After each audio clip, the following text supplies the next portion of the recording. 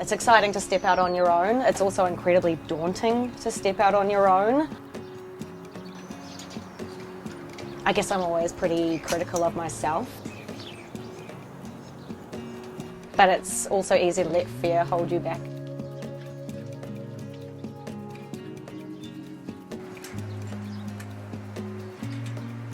Should I take a sip? Sure, if you want.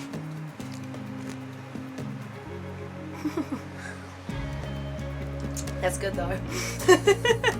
I love coffee. Yeah, I definitely picked an industry that would suit my addictions, I suppose. That moment was like a series of small moments, I suppose. It all happened after I broke my leg. So I had a pretty severe knee injury in about 2019. That kind of led us down this path where I couldn't go back to work in a timely manner. So I left the job that I was at previous, and Dion one day said, I reckon we should start a food cart. And I definitely thought he was crazy because my knee, like I hadn't even had my last surgery. I needed 3 surgeries and I'd only had 2 at that point. And I remember thinking, we've got way too much to do as it is, let alone starting a whole business. And Dion kind of was like a dog with a bone. He wouldn't let it go. And then one day I came into the lounge and he was there on the laptop ordering a food truck. And he started asking me questions about how I wanted it set up.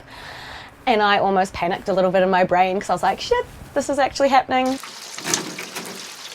Once I officially decided to jump in, I knew we have to do food and coffee.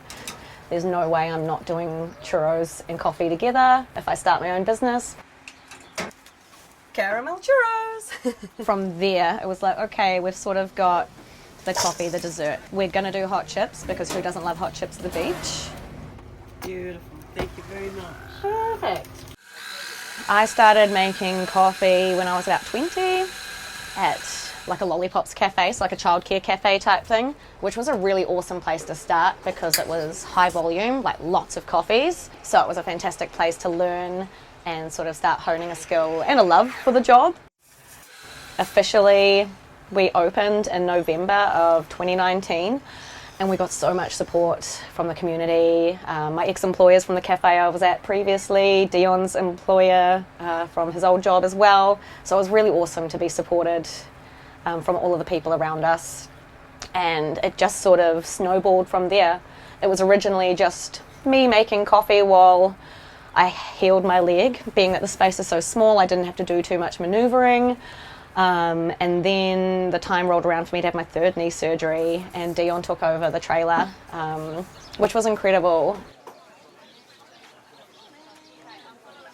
I really like when it's a steady flow, like not overwhelmingly busy but steady. It means that we get to sort of get into our rhythm and our groove, but we still get to really enjoy the time together and the time with our customers, I guess. That's good, man. What more can you ask for? Like, work with my best friend. No, it's awesome, man. It is. And like we said, it's close quarters, so If you're you not need good to be good friends. But no, we love it, man. Certainly, if it had just been up to me, I probably wouldn't have taken the leap.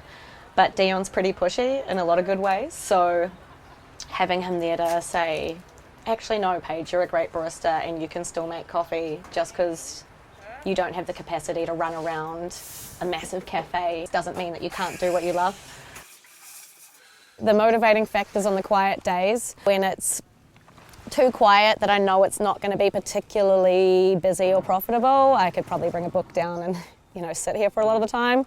Those days are great because when you look up and Guy or someone has rocked up on their bike and they'll say something like, oh, I wondered if you were going to be here, or like, I didn't stop and get a coffee just in case you were here, and then like you were here, so you are able to give the service that they've actually come specifically looking for and hoping for. So that's really cool. Like, maybe I didn't make anyone's coffee but yours today, and if I made you feel special in doing so, then hey, like, I'm stoked for that. I'll make money another day. Has that been a thing? Has that ever happened? Has that been a situation? Oh yeah, yeah, for sure, particularly in the beginning. You feel vulnerable, I think, saying it out loud. Like, there are days, like a $40 day, and I remember being like, what are we doing? How is this going to work?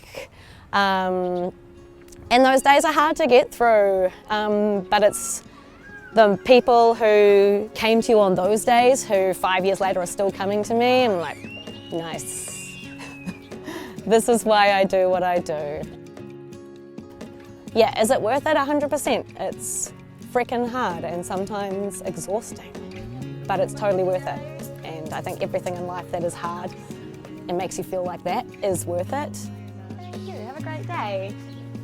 I've found a lot of joy in building something from scratch with my husband, and I guess making a life plan. So who knows where we'll be in 10 years, probably still doing C4 or something like it.